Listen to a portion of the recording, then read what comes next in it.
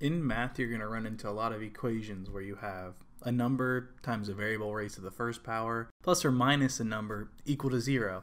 And essentially, you have to find the value of your variable that makes the equation true. And every time you work with one of these problems, you're always told to solve for x or isolate x. So consider the example 2x plus 3 equals 0.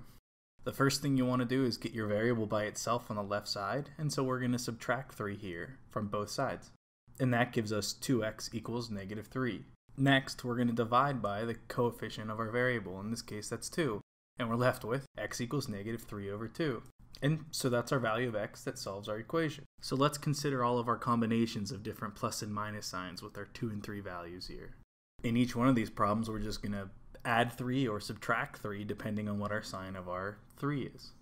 And after doing that, we're just going to divide by 2 or negative 2. Now you should notice a pattern here. The solution to our equation is always going to be the opposite of the constant term divided by the coefficient of our variable. In other words, given any equation of this form, we can jump to our value of x that makes the equation true.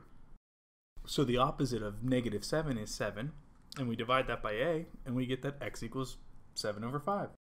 And we can check that this is a valid solution by taking 7 over 5, plugging it in for x, canceling out the 5's, and subtracting 7 from 7 and getting 0. This shortcut becomes a lot more valuable when we're working with a product of multiple binomials multiplied together that equals 0. And we know by the zero product property that we set each binomial equal to 0, and we can find our solution by calculating negative b over a in regards to our equation.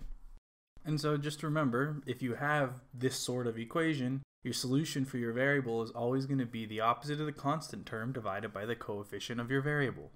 I'm Joe, and thanks for spending time with me.